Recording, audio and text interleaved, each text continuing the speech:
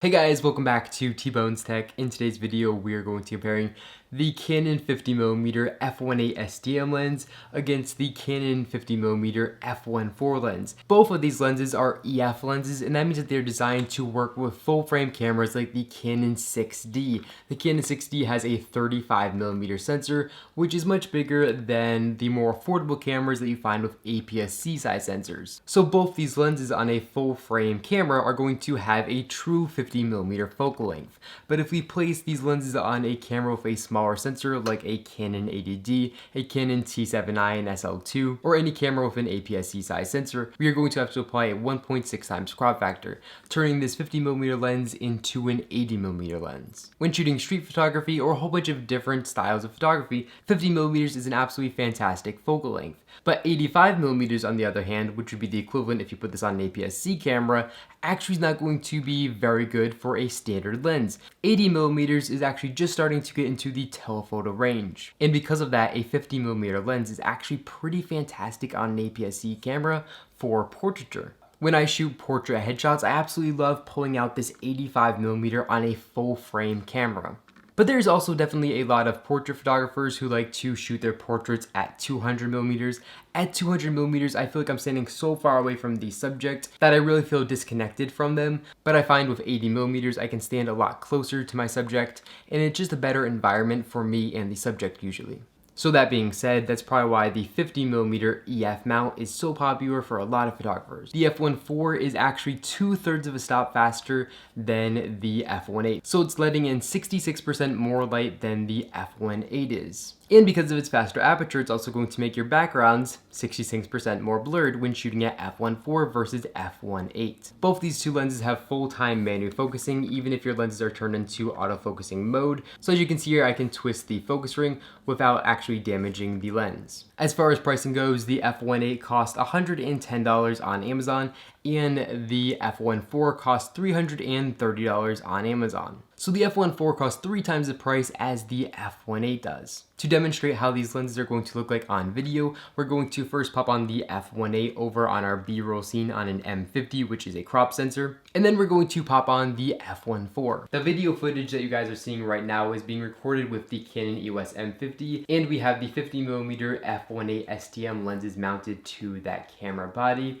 The camera is autofocusing the scene that you guys are watching right now, so I'm going to just quickly move my face closer to the camera and then just slowly back up so you guys can get a good idea of how this lens is going to autofocus and track moving subjects. We are shooting this video wide open at f1.8, and now we're going to switch over to the f1.4 lens, and we are going to film this next video all the way wide open at f4. Alright, so now we are filming with the Canon 50mm f1.4 lens, and again, our camera is completely autofocusing the scene. We kept our exposure the exact same, however we allowed the lens to shoot even faster at f1.4, so you guys can get a good idea of the brightness difference between f1.8 and f1.4 and how much more light f1.4 is going to give you than f1.8. So I'm going to again move my face a little bit closer to the camera, and I'm going to slowly back up just like I did in our original scene to again allow you guys to see how this camera is going to do when autofocusing on my face. The Canon f1.4 is actually around 20 years old and actually came out before DSLRs could actually autofocus during video. But the Canon 50mm f1.8 lens was actually designed to autofocus during video. And because of that, I find that the 50mm f1.8 STM lens is actually better at autofocusing than the older, more expensive f1.4 is. And its focusing sound is actually less than the ultrasonic motors on the f1.4. And because of that, again, for filming video, I tend to want to stick with the f1.8 STM lens. But when it comes to photography, the f1.4 is definitely the overall better lens. The f1.8 lens is manufactured in Malaysia, and the f1.4 lens is manufactured in Japan. And because of that, as far as build quality goes, I would say the f1.4 definitely has a little bit better build quality than the f1.8 does. Both these lenses also have a mount for a lens hood, and when focusing these lenses, the front element is going to extend. Time to take a look at the image quality of both these lenses shot wide open. So the photo on the left was shot with the 50mm f1.8 at, of course, f1.8, and the photo on the right was shot with the 50mm f1.4 at, of course, f1.4. So again, both these lenses were shot completely wide open. So we're going to test the image quality of these lenses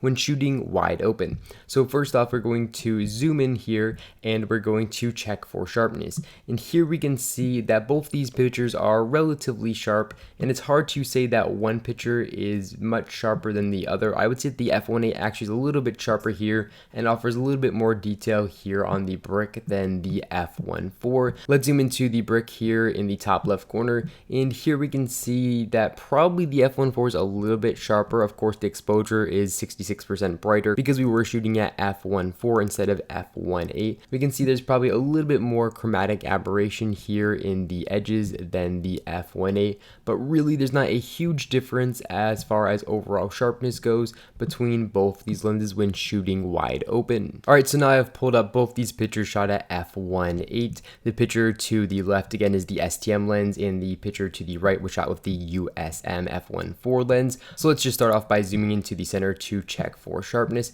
and here we can see that the f1.4 when stopped down to f1.8 definitely is a little bit sharper than the STM lens. Now let's take a look at the corners and check for sharpness here. And here we can see again that the f1.4 USM lens is definitely sharper than the f1.8 STM lens. If you take a look at the brick, we can see a lot of extra sharpness and of course less vignetting. So now let's just zoom into the corners and check again for sharpness and vignetting. The f1.4 STM lens is absolutely razor sharp, especially in the corners when stopped down to f1.8. And of course, this is definitely the result that I was expecting. I was expecting that if we did stop down the f1.4 lens to f1.8, the f1.8 lens really couldn't compete, and that's exactly what you're seeing right now. So to quickly recap, both these lenses are relatively sharp when shooting wide open.